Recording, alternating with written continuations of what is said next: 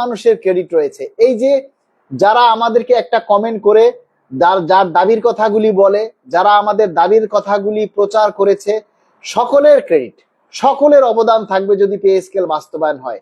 কারণ আমি এই যে লাইভটা করছি, আপনারা যদি শেয়ার না করেন তাহলে আমার এই লাইভটা আমি ছাড়া আর কেউ দেখবে না, কারো কাছে পৌঁছাবেই না। আপনারা যদি এই লাইভটা শেয়ার না করেন, আপনারা যদি এই কথাগুলিতে লাইক কমেন্টস না করেন, তাহলে আমার ভিডিও আমাকেই দেখতে হবে, আমার কথা আমাকেই শুনতে হবে, আমার কথা কারো কাছে যাবে না। শেয়ারের মানে হচ্ছে আপনি শেয়ার করলে অন্যের কাছে চলে যাবে। তাহলে আপনি এই যে একটা শেয়ার করলেন, এটাও আপনার একটা ক্রেডিট। এই শেয়ারটা করেও আপনি আপনার পে স্কেল বাস্তবায়নে আপনি আপনার অবদান রাখলেন। এটাই হলো একটা সবচেয়ে বড় সত্য কথা এবং এটাই বাস্তব। কারণ আপনারা অনেকেই বলেন যে আমাদের ক্রেডিট না রে ভাই। হ্যাঁ, আমাদের ক্রেডিট আছে, আমরা চেষ্টা করছি, আমরা কথা বলছি, কিন্তু কথাগুলি আপনারা প্রচার করেও আপনাদের অবদান রাখছেন। এটাই হলো সবচেয়ে বড় কথা। পে স্কেল কি বাস্তবায়ন হবে?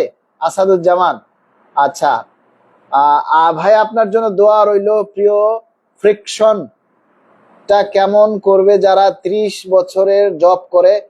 এটা আসলে এখন বলা যায় না, গেজেট হলে বলা যায়। আর একটা কথা আপনাদেরকে আমি বলতে ভুলে গেছি, এই যে বিভিন্ন মিডিয়ায় এই যত কথা বলছে, প্রচার করছে, এগুলিতে আপনারা কেউ কান দিবেন না। যতক্ষণ পর্যন্ত সরকার থেকে আনুষ্ঠানিকভাবে ঘোষণা না আসবে ততক্ষণ পর্যন্ত আমাদের আন্দোলন চলবে। যতক্ষণ পর্যন্ত বাজেটে আমাদের জন্য বরাদ্দ রাখা না হবে ততক্ষণ পর্যন্ত আমাদের আন্দোলন চলবে। যতক্ষণ পর্যন্ত পে স্কেল বাস্তবায়নের জন্য প্রজ্ঞাপন জারি না করা হবে ততক্ষণ পর্যন্ত আমাদের আন্দোলন চলবে। এটাই হইল ফাইনাল ক্লিয়ার কথা। আবারও বলছি, যত মিডিয়ায় যে যাই প্রচার করুক, কোনো কথায় আপনারা কান দিবেন না।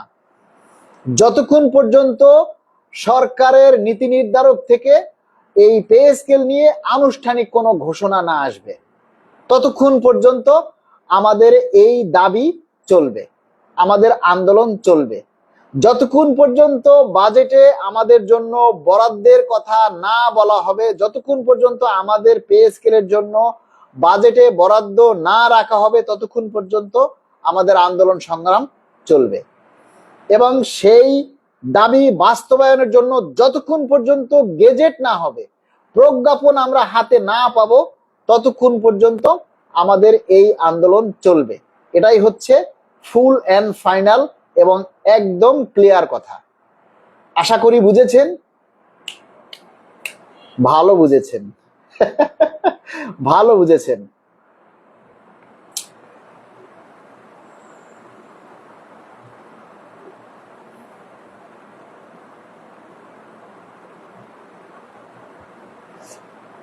সুজন মুন্সি লিখেছেন, ভাই যারা ভুয়া খবর দেবে তাদের উপরে আল্লাহর গজব পড়ুক। না, আসলে এই কথাও বলা ঠিক না। এমনি জসিমউদ্দিন বলেছেন, ঠিক বলেছেন, আমরা পে স্কেল একবারেই চাই। দেখুন, মাননীয় প্রধানমন্ত্রী দেশনায়ক জনাব তারেক রহমান যেহেতু প্রতিশ্রুতি দিয়েছে নির্বাচনের ইশতেহারে পে স্কেল দিবেন, তখন অবশ্যই আমরা পে স্কেল পাবো ইনশাআল্লাহ। অবশ্যই আমরা পে স্কেল পাবো এবং সেই পে স্কেল অতি অল্প সময়ে আমাদের বাস্তবায়ন হবে, এটা আমরা প্রত্যাশা করি। এবং সবাইকে বলবো, আপনারা সবাই একটু আসলে দাবিটা সবাই একটু সোচ্চার হন। এই শেষ সময়ে এসে কথাগুলি আমরা যাতে তুলে ধরার চেষ্টা করি। কারণ হারি জিতি নাহিলাজ কথা আছে না, 10 মিলে করি কাজ, হারি জিতি নাহিলাজ, একের বোঝা 10-এর লাঠি। তো এরকম হলো, আমরা সবাই বলি। তাই আমরা আমাদের দাবির কথাগুলি সবাই এই শেষ সময় এসে আমরা একটু সবাই মিলে প্রচার করি। শেষ ভালো যার, সব ভালো তার, এটা আপনারা কিন্তু সবাই জানেন। আসসালামু আলাইকুম জয়নাল ভাই। ওয়ালাইকুম আসসালাম। আসসালামু আলাইকুম। ওয়ালাইকুম আসসালাম। অনেকদিন পর আপনি লাইভে যুক্ত হলেন, এই প্রথম। অভিনন্দন লাইভে যুক্ত হওয়ার জন্য। আমাদের এই 16 তারিখের যে কর্মসূচি, আমাদের যে যা কিছু আছে, এই নিয়ে আজকে আমরা একটু জয়নাল ভাইয়ের কাছ থেকে আমরা শুনবো। জয়নাল ভাই একজন পে স্কেল যোদ্ধা এবং আমাদের একজন সহযোদ্ধা। তিনিও পে স্কেলের দাবি নিয়ে কাজ করছেন। আমরা আজকে তার থেকে কিছু কথা শুনবো এবং আমাদের 16 তারিখের যে প্রোগ্রাম, আমাদের পে স্কেল বাস্তবায়নের জন্য আসলে আমাদের এই শেষ সময় এসে কি করা উচিত, এটা আমরা তার কাছ থেকে একটু শুনবো। জয়নাল ভাই যদি কিছু বলেন। ধন্যবাদ। আমার একজন প্রিয় মানুষ এবং আমাদের পে স্কেল আন্দোলনের একজন আহ, কি বলবো, প্রসারক এবং যার মাধ্যমে আহ, আমরা বাংলার কর্মচারীদের মধ্যে একটি জাগরণ সৃষ্টি করতে দেখেছি এবং আহ, বাংলার কর্মচারীদের মধ্যে আমাদের যে দেওয়াগুলো সেগুলো প্রসার করতে দেখেছি এবং পাশাপাশি পে স্কেল আমরা সকলেই চাই, কিন্তু পে স্কেল নিয়ে সরব সরগম এবং পে স্কেল নিয়ে আহ দাঁড়ে দাঁড়ে যাওয়া এবং সকলকে সচেতন করা, সকলকে নিয়ে ঐক্যবদ্ধভাবে আন্দোলনে যাওয়া, এই কাজগুলো আসলে যে মানুষগুলো করে যাচ্ছে তার মধ্যে আমাদের মালিক ভাই অন্যতম। আমি বিভিন্ন সংগঠনের প্রত্যেকটা নেতাকেই শ্রদ্ধার সঙ্গে আহ, স্মরণ করি এবং প্রত্যেককেই শ্রদ্ধা জানাই যারা এই আন্দোলনের সাথে দীর্ঘদিন ধরে লেগে আছেন এবং দীর্ঘদিন ধরে কাজ করতেছেন।